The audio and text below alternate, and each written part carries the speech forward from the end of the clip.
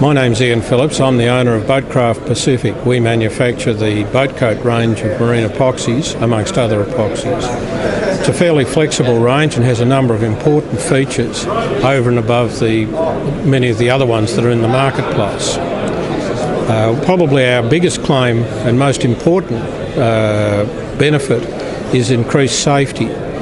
Many of the epoxies in the marketplace use the older technology 4:1, 5:1 and even 3:1 Hardness, which are based around the smaller molecules, the aliphatic amines, the straight teters and deters and so on, because they're cheap.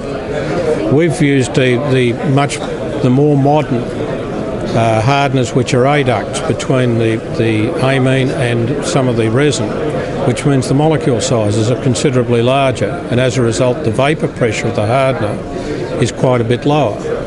As a result, workers using the stuff are exposed to far less of the hardener, the fumes from the hardener, and are much less likely to become allergically sensitised to the product. But that's just one of the benefits. The older hardeners had very high exotherm, that is, they got very hot when they were using them if you left it in the container.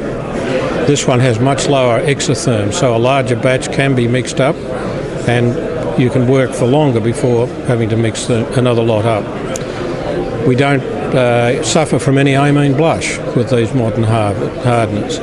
Thus, when you recoat, you don't have to wash the greasy amine blush carbonate layer off the epoxy. There are a number of other benefits to it as well. We've optimised the Bote Cote system for wooden boat building. By that I mean we've actually reduced the tensile strength a little bit. It's still greater than that of most of the timber that's used, but in the exchange for that we've increased the flexibility of the epoxy, so it is much less likely to crack when a boat flexes. But of course that doesn't suit some of the modern fibres, so we also have different resin systems for use with carbon fibre, which maintains the full tensile strength and is somewhat more rigid.